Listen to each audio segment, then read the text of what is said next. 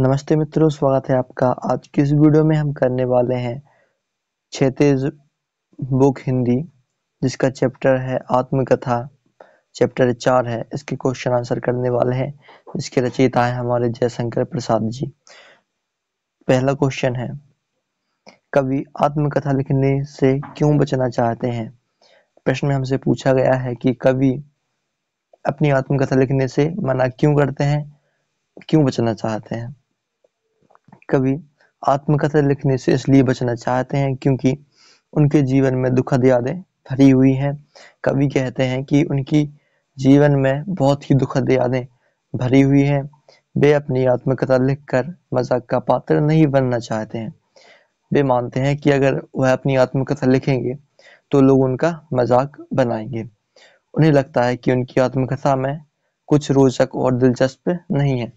वे अपनी आत्मकथा को मानते हैं कि उनकी आत्मकथा में यानी उनकी जीवनी में कुछ भी रोचक और दिलचस्प नहीं है। दूसरा क्वेश्चन है, आत्मकथा सुनने के संदर्भ में अभी समय भी नहीं, कवि ऐसा क्यों कह रहे हैं? कवि जयशंकर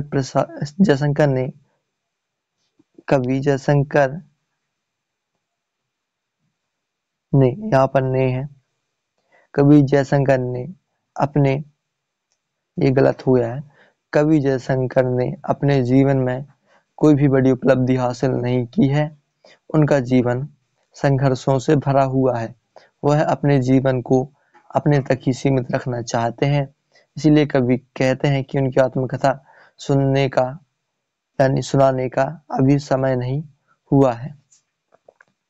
तीसरा क्वेश्चन है, स्मृति को पाथे बनाने से कवि का क्या आशय है? यहाँ पर हमसे पूछा गया है कि उनकी जो पुरानी यादें हैं उन्हें वह पाथे यानी पथ बनाने से कवि का क्या आशय है? तो उत्तर है, कवि कहते हैं कि उनके पासों की पत्नी के साथ बिताए हुए पल ही उनके जीवन जीने का एकमात्र सहारा है। वे अपने आप को हारे हुए पथिक मानते हैं तथा उनकी पत्नी की यादें उनके लिए पाथे अर्थात रास्ता है। वो मानते हैं कि उनकी पत्नी के साथ उन्होंने जो वक्त बिताया है वह उनके लिए पाथे यानी रास्ता है। चौथा क्वेश्चन है, हमें यहाँ पर का और खा ये पंक्तियां दी हैं, हमें इनका भाव स्पष्ट करना है यानी व्याख्या करनी है। पहला है, जिसमें वह सुख जिसका मैं स्वप्न देखकर जाग गया, आलिंगन में आते आते मुस्कुराकर जो भाग गया। इसकी व्याख्या है, कवि कहते हैं कि मुझे वो सुख नहीं मिला जिसका स्वप्न मैं देखा करता था। यानी कवि कहते हैं जिसमें वह सुख जिसका मैं स्वप्न देखकर जाग गया। कवि कहते हैं कि मुझे वो सुख नहीं मिला जिसका स्वप्न मैं देखा करता था। उस स्वप्न को देखकर अचानक मेरी नींद खुल गई तथा मैं जिस खुशियों की कल्पना कर रहा था वे खुशियां मुझे धोखा देकर चली गईं। मैं उन खुशियों से आलिंगन अर्थात मिलने ही वाला था और इतने में वो खुशियां मेरी पत्नी की मृत्यु के साथ ही चली गईं। यहाँ पर कवि कहते हैं कि उनकी पत्नी की जब मृत्यु होती है तो सब खुशियां उनकी पत्नी की मृत्यु के साथ ही चली जाती हैं। इसके बाद का खा है, अब अरुण कपोलों की मतवाली सुंदर छाया में अनुरागिनी उषा लीला थी निज सुहागन मधुमाया में। कवि यहाँ पर अपनी पत्नी का वर्णन करते हुए कहते हैं कि उसके लाल गालों को देखकर ऐसा लगता था। अरुण कपोलों यहाँ पर अरुण कपोलों का अर्थ है गाल। उनके लाल गालों को देखकर ऐसा लगता था मानो सुबह की लालिमा उसी के गालों से ली गई हो। उसके गालों की मदहोश कर देने वाली सुंदर छाया में प्रेम बिखेरती हुई प्रेम भरी सुबह सुहागिन की तरह उदित हो रही है।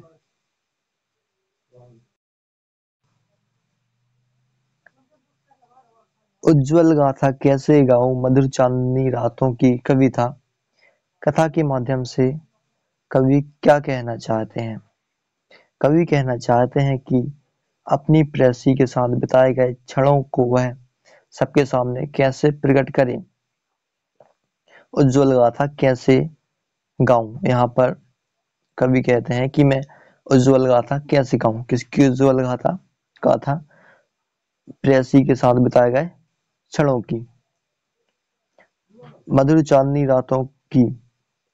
जीवन के कुछ अनुभवों को गोपनीय रखना ही उचित होता है। कवि कहते हैं कि उनके जीवन के कुछ अनुभवों को वह गोपनीय ही रखना चाहते हैं और यही उचित है। ऐसी परिस्थितियों को वह सबके सामने प्रस्तुत कर अपनी हंसी नहीं उड़ाना चाहते हैं, अतः वह अपने जीवन की मधुर स्मृतियों को अपने तक ही सीमित रखना चाहते हैं। इसके बाद का क्वेश्चन है 6वां। आत्मकथा कविता की काव्य भाषा की विशेषता उदाहरण सहित लिखिए। यहाँ पर आत्मकथ्य कविता है, उसकी हमें काव्य भाषा की विशेषताएं लिखनी है कि उसमें किस किस चीज का प्रयोग किया गया है। यहाँ पर आत्मकथ्य है, यहाँ पर गलत हो गया, कथ्य आत्मकथ्य। उत्तर है जयशंकर प्रसाद द्वारा रचित कविता आत्मकथ्य की विशेषता निम्नलिखित है। पहला है खड़ी बोली में कोमल शब्दों का प्रयोग हुआ है। मेन पॉइंट है खड़ी बोली। खड़ी बोली में कोमल शब्दों का प्रयोग हुआ है, जिसका उदाहरण है अरुण कपोलों की मत वाली सुंदर छाया में। अरुण कपोलों की मत वाली सुंदर छाया में, यहाँ पर खड़ी बोली का प्रयोग हुआ है। दूसरा है मानवीकरण शैली जो छायावाद की प्रमुख विशेषता है का प्रयोग किया गया है, जैसे अरे सरले तेरी हंसी उड़ो में। यहाँ पर छायावाद के शब्द प्रयोग किए गए हैं। और आखिरी है तत्सम शब्दों का प्रयोग किया गया है, जैसे इस गंभीर अनंत नीलिमा में असंख्य जीवन इतिहास। इसके बाद है आखिरी क्वेश्चन। कवि ने जो सुख का सपना देखा था वह कविता में किस रूप में अभिव्यक्त हुआ है? उत्तर है कवि के अनुसार उन्हें वो सुख नहीं मिला जिसका स्वप्न वे देखा करते थे। वे जिन खुशियों की कल्पना कर रहे थे उस स्वप्न को देखकर अचानक उनकी नींद खुल गई तथा वे जिन खुशियों की कल्पना कर रहे थे वे खुशियां उन्हें धोखा देकर चली गईं। कभी खुशियों से आलिंगन अर्थात मिलने ही वाले थे। यहाँ पर आलिंगन का अर्थ है गले मिलना, लेकिन यहाँ पर अर्थ है कि वह खुशियों से मिलने ही वाले थे।